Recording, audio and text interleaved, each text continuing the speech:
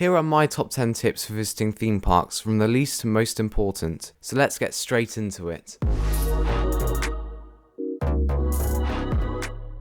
Don't eat lunch at peak times. Restaurants and cafes can get extremely busy from roughly 12:30 to 2 o'clock. Queuing for food is time consuming and boring, so having lunch earlier or later than those times will really help you get more into your day.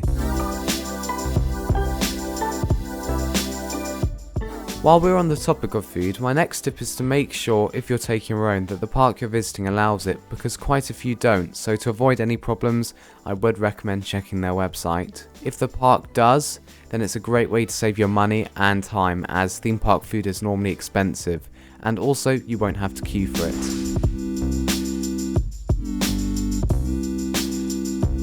If it's a busy day and a ride has a single rider queue, use it because it will save you a lot of time.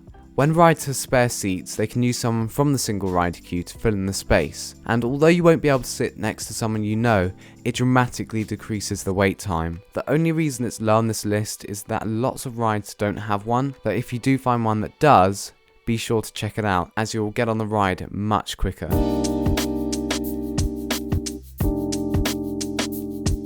If you visit a theme park often, consider getting an annual pass.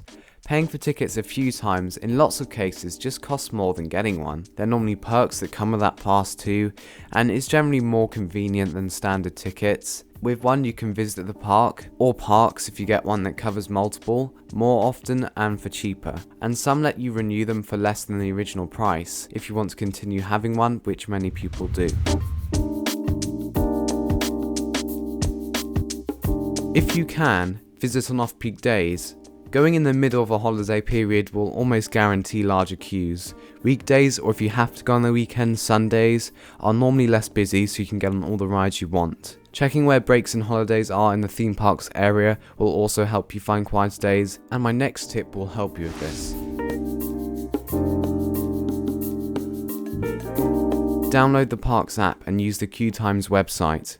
Before I did this, I used to have to walk to a ride only to read the wait time and then have to walk to another. Having the theme park's app will show you the queue times, the map, and have loads of useful information, making your day easier. The Queue Times website can display the queue times for your chosen park, and it also has a crowd calendar that gives you past information and an estimate for how busy a day might be. This is really handy for planning and deciding when to visit.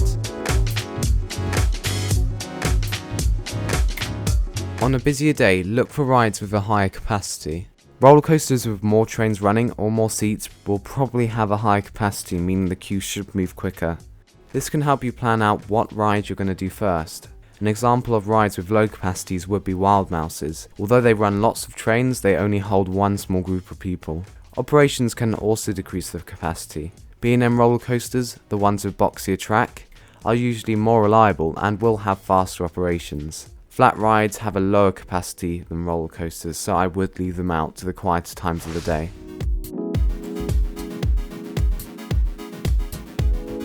Keep an eye on broken down rides. Lots of the time, rides that go down during the day will only be temporarily closed. While they're delayed, some people leave the queue and it does get quieter.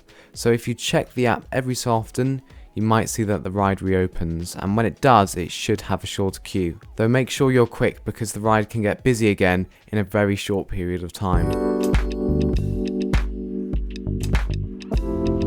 At the start of your day, head to the back of the park first. When a theme park opens, everyone always rushes to the rides nearest the entrance, so instead of following the crowd, move to the back where less people are going to be. Then, while the queues get busy instantly near the entrance, you can do a cluster of rides, getting more into your day. I always do this, as I can start the day off with lots of rides before they get busy, and then as the day moves on, I can use the app to work my way to other rides in the park with lower wait times.